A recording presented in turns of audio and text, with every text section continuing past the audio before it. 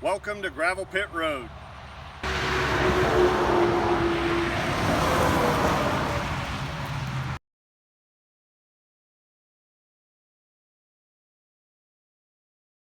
Here we go. New ignition switch. Some new wiring. Hit the key.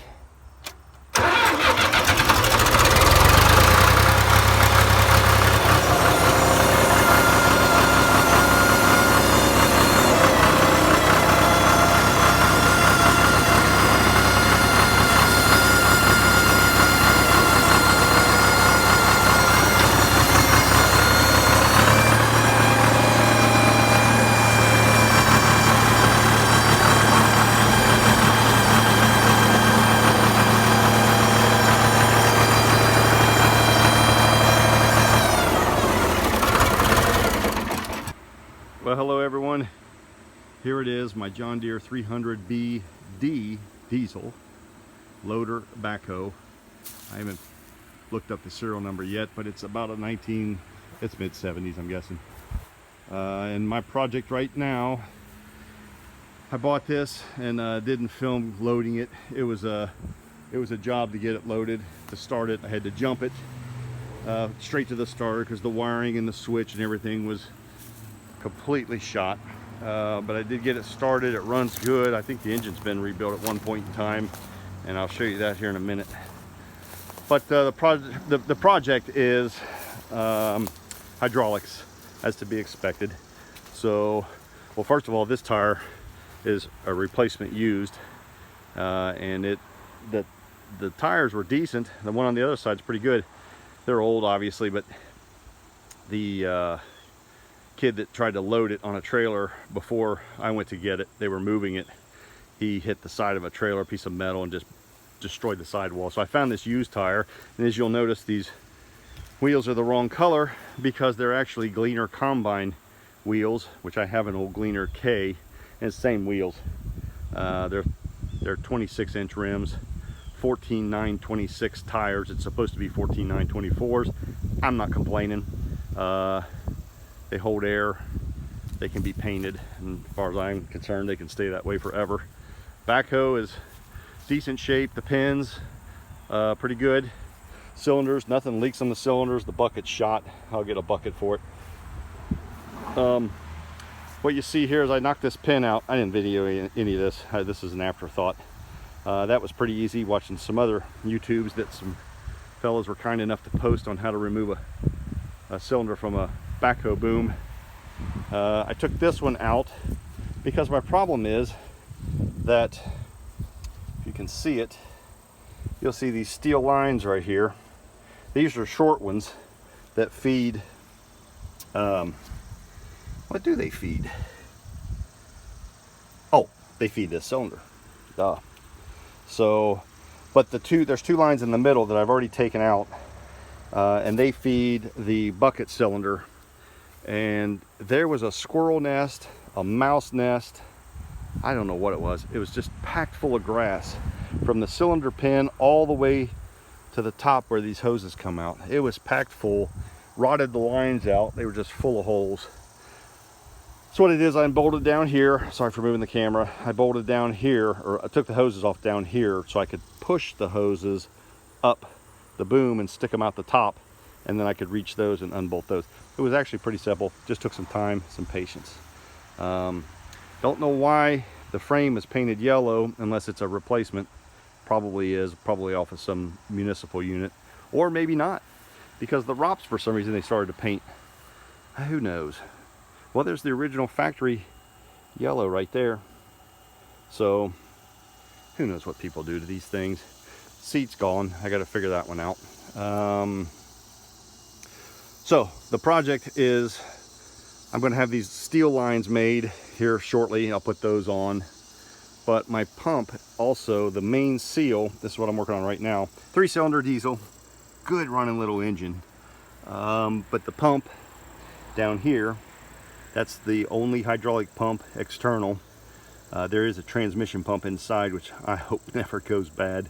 But this thing leaks out of the main seal pretty badly. There's a Teflon seal. I've looked it all up. guys have posted some great videos on how to rebuild these.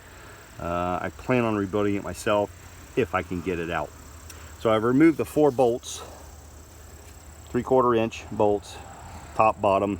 I've already disconnected this hose, and I took the clamp off the one on top. I'll be lucky if I can get that off. I'll probably have to just cut it, because that thing is hard as a rock anyway. It needs to be replaced. It's coupled down here. There's 2 nuts and bolts I can take out down here. What I'm trying to figure out now is, will the pump splines slide out of that coupler, or do I have to unbolt all that and remove the coupler and all out at the same time? I don't know. Never did it. All right, so I don't have the greatest set of tools, and what I'm dealing with is, when I turn the nut down in there, it only goes so far with the wrench, and I can't go any further, and I can't do anything underneath. It's all frame. So I'm going to take this, and I can rotate it enough with these pliers that I can get my wrench on the next turn, which I can't do with one hand. So it'll be off here shortly. It's a wonderful job. All right, where am I? I'm lost. Okay, so this is the point that I'm at. I got it loose enough, I can't get my fingers in there to turn it by hand, so I can take these pliers and just give it a push. Maybe. So I'm holding this with one hand.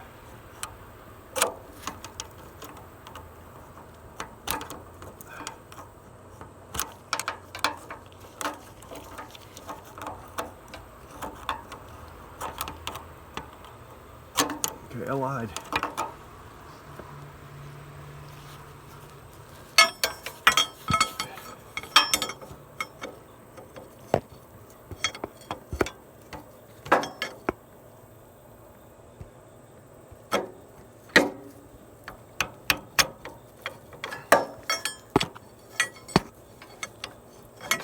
Plier.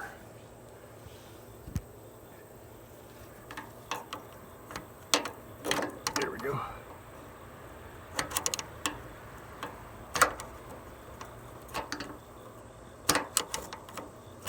Come on now.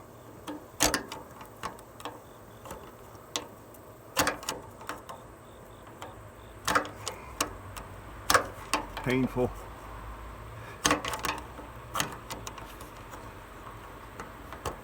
Painful to watch, painful to do.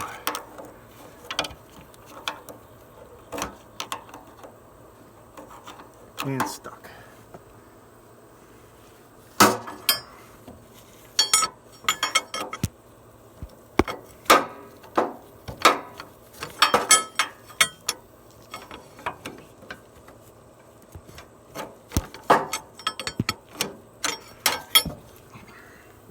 Gotta get close.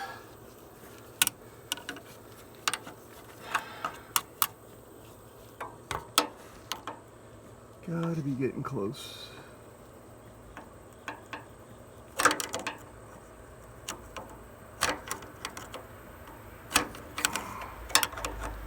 All right, I need 2 hands. All right, here's something really cool. These old engineers did some neat stuff. So the coupler, that aluminum coupler, it'll focus here.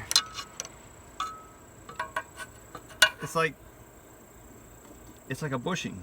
It feels like it might be rubber. I'll know here if I can get this pump off. It's on both sides. It's on the crank pulley, it threads into the crank pulley. That's a bolt or stud. That's a stud right there. That's a rubber bushing. That's what that is. There's 2 of them, one on each side. 2 on this coupler shaft thingy on the pump. Now that's attached to the pump. And I can see how crooked that is. Oh, the pump pulled away. That's why. Pump, I believe, is ready to come out. Oh yeah, it's 3. So, pardon the camera move. Here's the coupler. This aluminum coupler. I got my thumb out of the glove so I can touch my phone. It locks. That's what locks the pump onto the crank pulley. That looks like a good design. That's tightened right. I don't know if there's supposed to be a torque on these or not. Being that it's rubber. They were on really snug. I'm going to guess they were probably to break that bolt loose, unless it was just anodized or whatever the word is, of steel to aluminum. I bet it was on there at 40 or 50 pounds, but can't do it too heavy. Probably won't even do it. No, probably can't be that much. This is threaded. One side of this is threaded. So the side that this nut is on is actually, the coupling itself is threaded. It actually has threads in it. You can see that. There's threads. So the bolt threads into this, pulls this tight, and somebody put a nut on there as a keeper. A nylon nut. Pretty good. Pretty good. Now I'm going to get the pump off.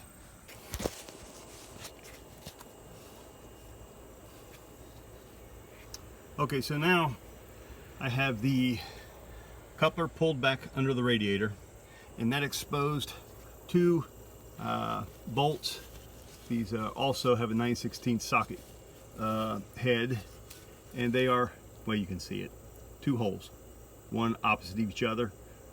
They are opposite of each other, and that holds the coupler on, which I think I'm going to be able to just wiggle free. Now, I don't know if I had to take all of these things apart to do all this, but or take the bolts all the way out, but I don't want to take a chance of breaking anything, so, and having to replace it, find it. Some of these parts are still readily available online. All right, so what I've had to do is I grossly underestimated the weight of this pump. It is one heavy dude. I took a ratchet strap and wrapped it underneath the pump so I can lift it up. I have to lift it up where it's supposed to be in position, and then try and wiggle that shaft off, because it's kind of in a bind right now. There, that coupling. So let's see if it works. It's working. It'd be nice if I could get my hand out of the way of the camera. All right, that ought to do it. Let's see if I can wiggle that shaft off. Come on now. Oh, that's loose. Oh yeah. Amazing what just a tad bit of common sense will do to make your life easier. I don't have a lot of it, but I got enough. Do this with one hand. Pull it in from the other side. It's off. I'll take it out. Look at it if I can. That's pretty neat. That is a pretty neat item.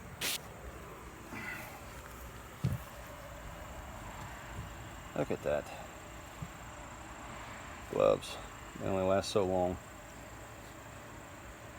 That's pretty cool. Very impressive. It's winded. I like it. Put it over here in my little parts pile.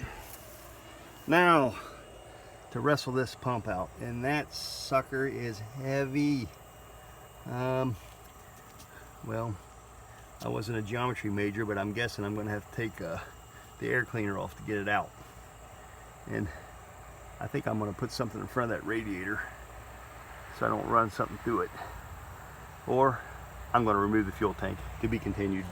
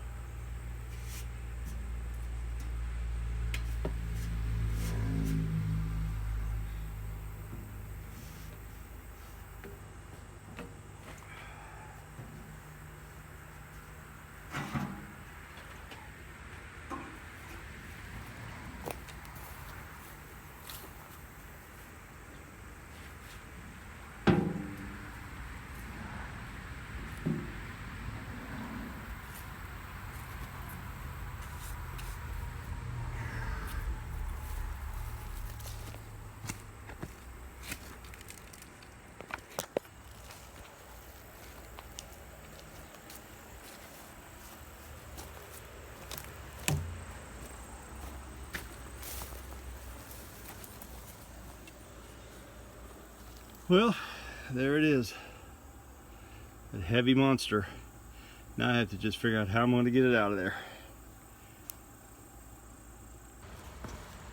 Well, I'm just going to try and pick it up. See if I can keep from putting a... where'd that come from? Keep from putting a hole in my radiator. That would make me sad.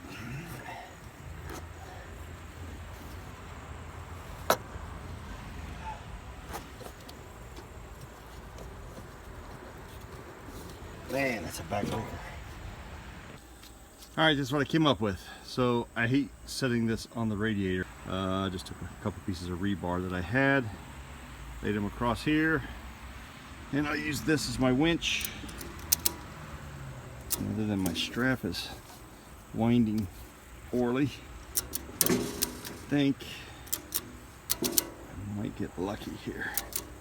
Just gotta get it high enough I can set a board under it. Get it up out of the hole. I'm gonna weigh this thing. I'm gonna guess it weighs 50 pounds. I don't know, it shakes the whole tractor when it comes down.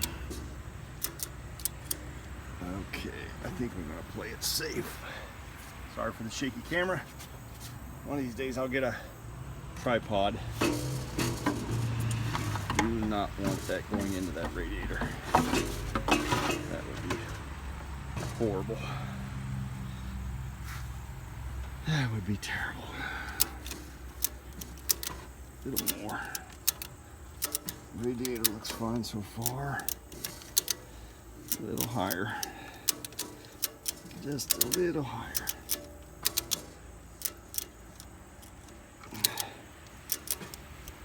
I think that'll do it. Now I'm going to slide a board under it. All right, here we are at the homestead. Beautiful fall day. It's October 21st, 2023. Fall colors have hit. It's been about a month since I worked on this backhoe. Since I took the pump off of this backhoe, it's taken me this long to rebuild the pump, taking my time, getting parts, and now it's time to relive this. I won't say it's a nightmare, but it definitely is a challenge. So here we go at it.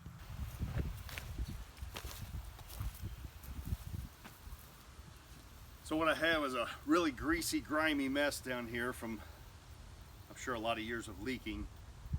So I've already degreased it. It's been sitting for a while, and now I'm going to hit it with my cheap little freight. I won't say it's cheap. I bought the pressure washer cheap from the freight company, and then within a very short time, like maybe the third time I pulled the trigger on it, the handle internal parts just started leaking. Just everything's held together with plastic. So I searched Amazon and found another brand of handle trigger assembly that is compatible. I ordered that. Then I went to, let's see, I'm trying to think. I guess I had to order separate the nozzles, so I ordered a pack of nozzles. So it actually is a decent unit. It won't strip paint, but it does the job. It's their Portland 1750. We'll see if it cleans up this mess down here.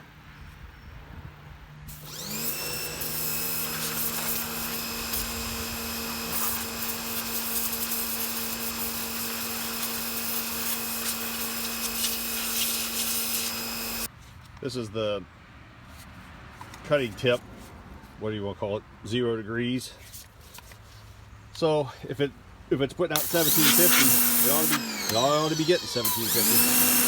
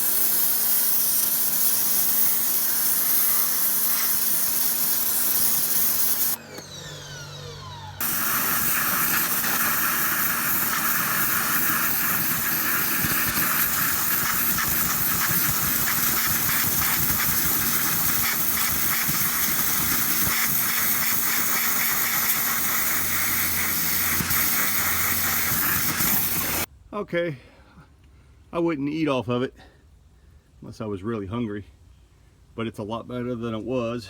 Even the radiator, some of the copper showed through. It was really bad. Oil cooler, made sure I had water spraying through that really good. And now I will work on putting the pump back in.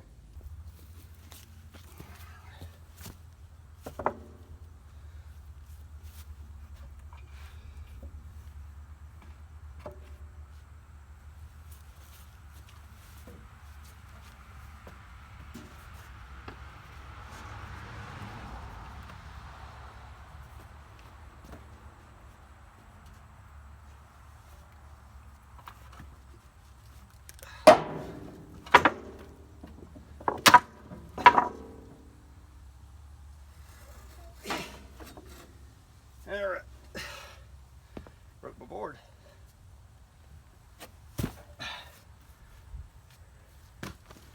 Get that ready to install. Alright, so here's my plan. When I roll this pump over, I have to slide it through that hole down there in the radiator. Obviously the board won't be there. I'll have to lower it down with a strap like I took it out. And I got to get this coupler on, which I need to clean. I forgot to clean that. So that will go on the spline here like that and then go through that hole.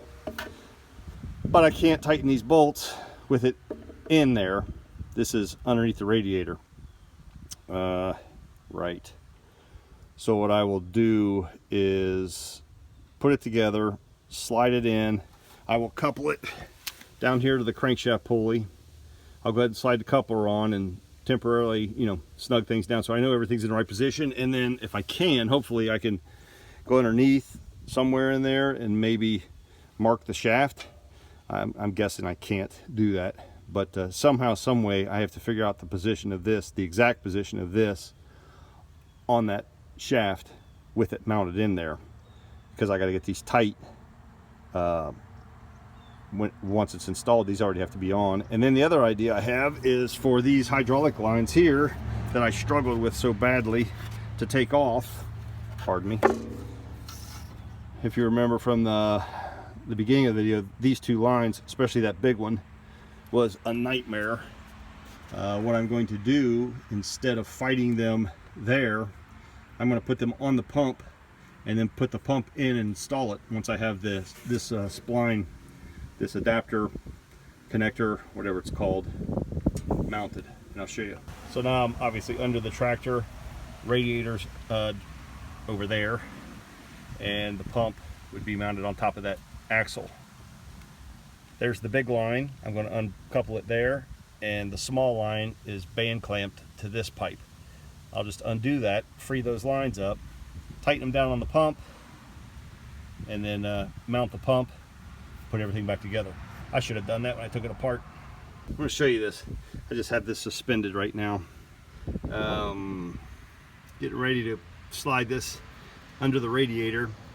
I have this on. When I slid it on, I didn't even notice when I installed this. If you can see it. See that line? There's a groove cut all the way around this shaft. And right now I'm going to make the assumption that that is a alignment marker for this. I'm going to gamble because I have to pull this out anyway. I'm going to go ahead and slide it to that line, and I'm going to snug these or hand torque these bolts down as if it's perfect. Then I'm going to put it back together and see how it fits. By the way, that's a, if I didn't say it earlier, that's a, when I, on the rebuild, pump rebuild video, I got that shaft from John Deere. It was almost double the price of aftermarket ones I found online, but I didn't want to mess around putting a piece of junk inside this pump, you know, where the steel might have come from. And this has a warranty on it from John Deere, and if that's a mark, if that's a factory mark for this, that alone is worth paying the extra money than me screwing around trying to get this thing perfect. All right, the coupler is reinstalled. Hopefully it's in the right place, and I would be lying if I said that was easy. It was not easy because of the way it's built. You have to run it in from the other side the engine side through. So you've only got this little gap here to work with, socket extension. Yeah, not easy. Now I'm going to work on getting these hoses back on. All right, check this out. So, like my plan, I loosened that. I loosened the pipe on the large one, so I could get the. So I could pull the hose out, so I could reach it. Check that out. So this is what. I'm still sitting in the same position. It's hanging. I haven't pushed it in yet, but yep, that's the way to do it. Don't try to fight that thing getting it off with it attached to the hose attached to the pipe on the bottom. If you can just unscrew it, push the pipe, push this hose out a little bit, and give yourself some room, because I'm going to be done with this in just a minute, and it's not too difficult. I'll spare you the agony of watching. All right, so I'm under the tractor. There's the radiator and the pump. The pump is through that hole. This is the line I unhooked, and that's water dripping, not hydraulic fluid. Very little hydraulic fluid came out.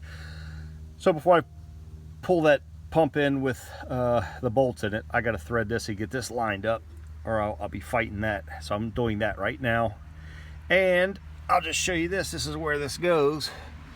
They're both short lines, and it goes into this weird looking connector, which goes into the transmission. And the other line, this is the that smaller hydraulic hose to the pump. It also goes into the transmission, but then this breaks off and goes back to the backhoe. So this line feeds the backhoe.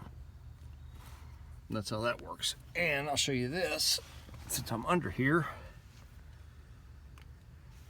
So there's that threaded, I can't get my finger in there. Where's it at? Right here.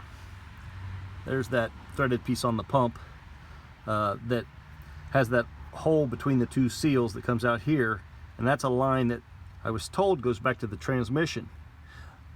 But I guess somebody hillbillied this thing, and they took a rubber like fuel line and band clamped it to that and ran it up over the top into the tank that sits on top of the oil cooler, which also you have to put oil in that, transmission oil in that, to prime the pump.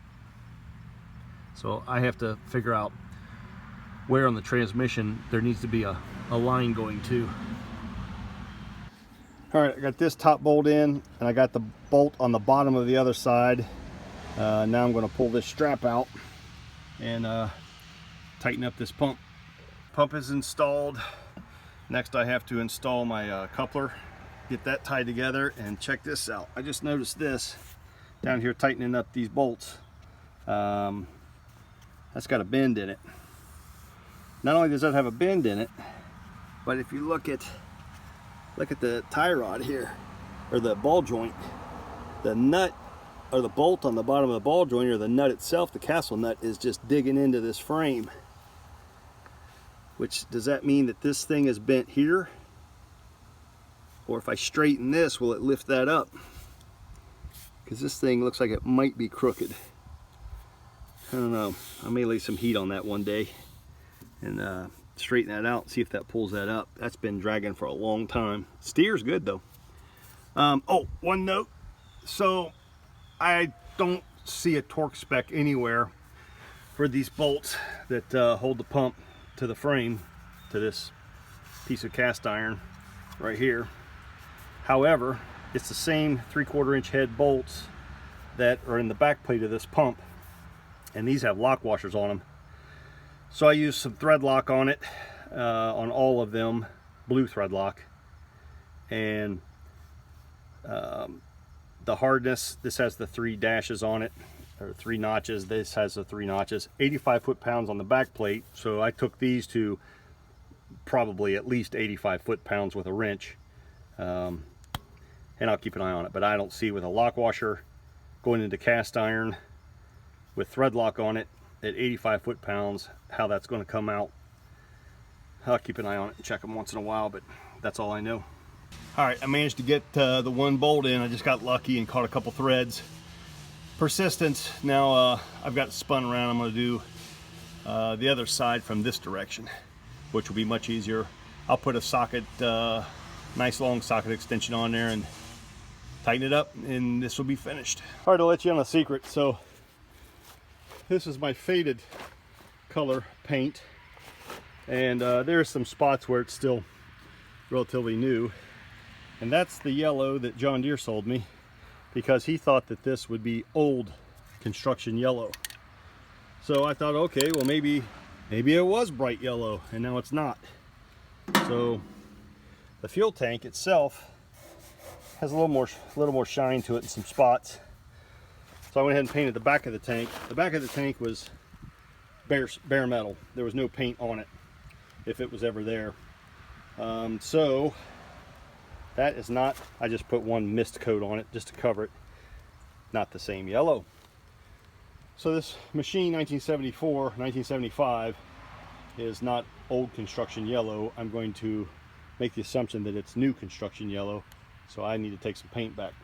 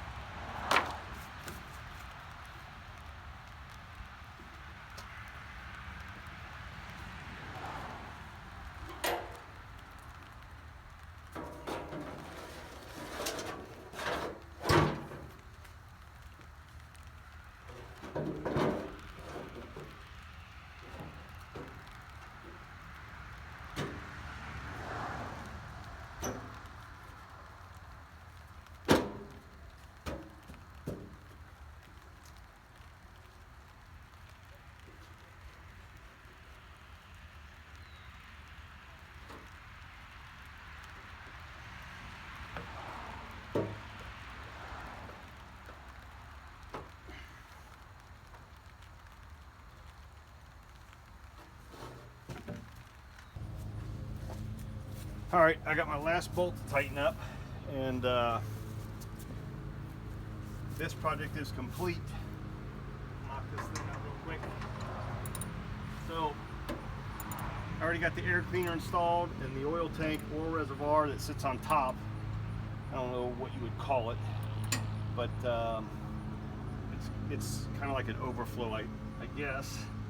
But it could, well, I take that back. It circulates through the oil cooler, so it sits up here. I'll show it to you here in a second, but it feeds the top of the oil cooler, and then there it is, torqued. That's pretty much how it goes. Here, I'll show you this real quick, because I think this is important. I don't know why mine, oops, sorry for the finger. My machine is different what the mechanic said, was telling me about. So that's the oil reservoir that sits on top, and there's the air cleaner. I will say though, when you reassemble it, because I got to do it twice, don't put the air cleaner on first. Put the oil tank on first, because this hose down here, ooh, that's my finger. This hose down here, that black one right there in the back, goes into the top of the pump. And I didn't change the hose. I talked about it when I took it apart, of replacing that hose, but it's not crispy. It's hard, but it was clear. In other words, it wasn't swollen or something to the point where it looked unusable. And I had a heck of a time getting it over the fitting sticking up out of the top of that pump with the air cleaner in the way. I couldn't do it. I couldn't get any leverage. So I took the air cleaner out and then was able to work it back on, tighten it down, and then put the air cleaner on, which was not difficult. And one last thing, and I'll shut up about this, conclude this video, that this little fitting on top of this oil reservoir is connected to that small fitting on the bottom of the pump that was threaded. That fitting on the pump was the one that I was told has a line that needs to go to the transmission, but for some reason on my unit it goes here. which goes into the oil cooler. And also, I don't know if you can see this, but yep, there's a bolt right there. It has a clamp. Appears to be factory. So I'm going to make the assumption that that line has to be routed up through here under that clamp to secure it, and then back up into this fitting, and that pump project will be complete.